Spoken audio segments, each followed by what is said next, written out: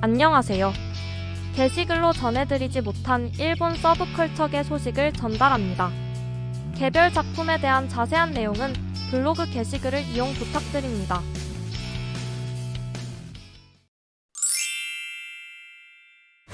너 뭐야? 2월 15일 전지적 독자 시점에 실사영화 예고편이 공개되었습니다. 예고편이 뜨자마자 유튜브 인기 급상승 동영상에 오르는 등 영화가 공개되기 전부터 사람들의 관심이 높습니다. 2018년부터 문피아에서 연재된 원작 소설은 2020년 완결되었고 같은 해 네이버 웹툰으로 제작되어 큰 인기를 끌었습니다. 2019년부터 실사화 소식은 있었지만 최근에야 촬영이 진행되어 15일 예고편이 공개된 것인데요. 보통 2단계에서 실사화에 대한 불만은 캐릭터와 어울리지 않는 캐스팅이나 어색한 CG 사용 정도인데 의외로 비판은 다른 곳에서 터졌습니다.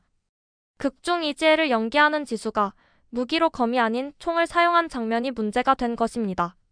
이지혜라는 캐릭터의 배우성은 충무공 이순신. 그 설정답게 원작에서도 검을 사용하는 캐릭터인데 예고편의 이지혜는 총을 들고 있으니 원작 파괴될까 눈에 불을 켜고 있는 원작 팬들의 입장에선 매우 불만일 수밖에 없는 부분입니다. 이에 대해 제작자는 먼저 실사화됐던 신과 함께를 예로 들며 원작자와 협의하여 진행한 건이며 각색은 영화 제작에 꼭 필요한 부분이라고 X를 통해 원작 팬들의 양해를 구했는데요. 하지만 신과 함께 역시 원작 팬들에게 외면받았던 점, 비판받았던 이지혜의 설정에 대한 구체적인 해명이 없는 점 등 원작 팬의 불안은 커지고 있습니다. 과연 곧 공개될 영화 본편은 원작 팬들을 만족시킬 수 있을까요? 애니메이션 감독 유아사 마사아키가 애니메이션 스튜디오 아메피핀 출범을 발표했습니다. 여기에 업계 거대 기업 아스미게이스, 애니플렉스, 코믹웨이브 필름이 참여했는데요. 유니크한 스타일로 특히나 해외에 두터운 팬층을 가진 유아사 마사아키 감독은 2013년 프로듀서 최은영과 함께 공동 창립자로 애니메이션 스튜디오 사이언스 사루를 만들었으나 2020년 3월 사장직에서 물러났습니다.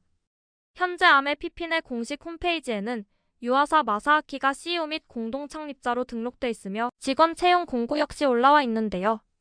아직 이 스튜디오로 무엇을 만들지는 공개되지 않았지만 앞으로가 기대되는 소식입니다.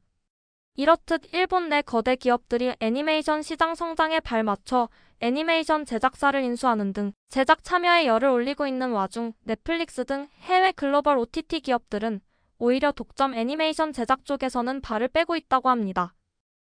그간 넷플릭스 오리지널 애니메이션이 신규 유입자를 불러오거나 큰 반향을 일으키지 못했고 돈을 들여 직접 제작을 하는 것보다 기존 타이틀의 전달권을 구입하는 편이 오히려 자사의 수익에 더 도움이 되기 때문이라고 합니다. 넷플릭스가 일본 애니메이션 시장에 진출했던 초기에는 제작 단계에서 외부의 간섭을 줄여 작품의 완성도를 높일 수 있고 투자자가 아닌 실제 현장의 제작자들의 이익 비중을 늘릴 수 있다는 장점을 들어 제작위원회 시스템 대체제로 불리기도 했습니다.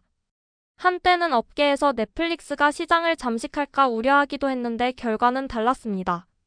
이제까지 내놓은 넷플릭스 오리지널 애니메이션 타이틀을 나열해보면 좋은 작품도 있었지만 대체로 대중성이나 예술성 양쪽 모두 어딘가 아쉬운 부분이 있고 상업적으로 성공 가능성 높은 IP 구매 경쟁에서도 뒤처지는 것으로 보입니다.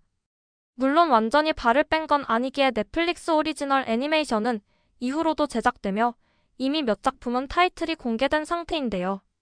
앞으로 나올 작품들은 이전과 다른 모습을 보여줄 수 있을까요?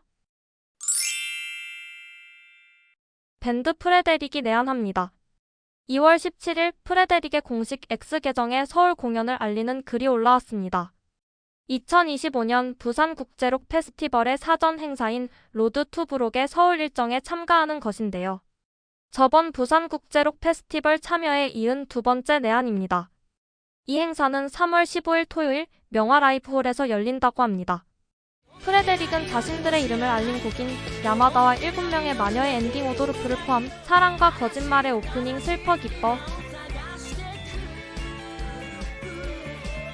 최근에는 수분감의 응원을 해 주제가 시안을 불러 애니메이션 팬들에게 잘 알려진 일본 밴드입니다. 올 3월은 많은 일본 가수들의 공연이 예정되어 있어 J-POP 팬들에겐 바쁜 한 달이 될 것 같습니다.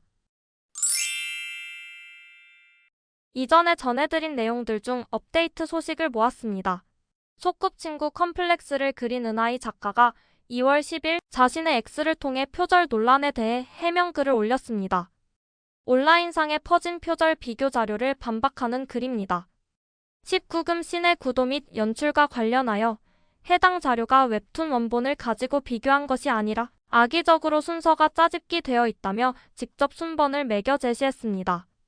전개의 유사성에 대해서는 김공룡 작가의 웹툰과 사건에 이른 이후 씬의 분위기 서사에서 차이가 있으며 가장 논란이 됐던 USB는 자신이 영상 관련 학과를 나와 평소 USB 사용이 잦았기 때문이라고 밝혔는데요. 그리고 다시 한번 소꿉친구 컴플렉스는 절대 표절작이 아니라며 웹툰에 대한 애정을 드러냈습니다. 이렇게 사건이 커지기 전에 조율하여 해결할 수도 있었던 문제가 작가 간 법정 다툼까지 이르게 되었으니 반복되는 논란에도 대응 매뉴얼, 시스템 마련이 늦어지는 점이 많이 아쉽습니다. 모쪼록 원만한 해결을 빕니다. 디지몬 시리즈의 25주년 기념 크라우드 펀딩이 아직 종료까지 시일이 남았음에도 2월 19일 시점 무려 1112%, 한화로 약 2억 6천만 원에 이르는 큰 성공을 거뒀습니다. 아직 디지몬 시리즈가 건재함을 잘 보여주는 사례입니다. 베르사유의 장미는 결국 개봉 2주 만에 일본 박스오피스 10위권 밖으로 추락했습니다. 아직 상영 중이긴 하지만 이름값에 비해 많이 아쉬운 성적입니다. 그와는 반대로 기동전사 건담 지쿠악스 비기닝은 여전히 박스오피스 10위권 안에 머무르고 있습니다. 이미 매출액은 섬광의 하사웨이를 누르고 건담 극장판 시리즈 역대 2위를 기록. 작년 개봉했던 기동전사 건담 시드 프리덤만을 남겨두고 있는데요. 1위인 기동전사 건담 시드 프리덤과 현재 매출액이 약 2배 정도 차이가 나 1위를 달성하지 못할 가능성이 높지만 이 정도 성적이면 아직 방영하기도 전에 TV 애니메이션 제작비를 회수하고도 남을 듯 보입니다. 마지막으로 새롭게 애니화 및 실사화가 고지된 작품들을 정리하여 소개드립니다. 유튜브에서는 최대한 빠르고 간단하게 제목 정도만 알려드리고 안내해드린 작품에 대한 자세한 내용은 블로그 내 개별 게시글을 참고 부탁드리며 이외 작품들의 정보도 주기적으로 업데이트하고 있으니 모쪼록 블로그도 많은 방문 부탁드립니다. 짧지만 즐거운 시간 되셨길 바라며 또 다른 영상으로 만나겠습니다. 감사합니다.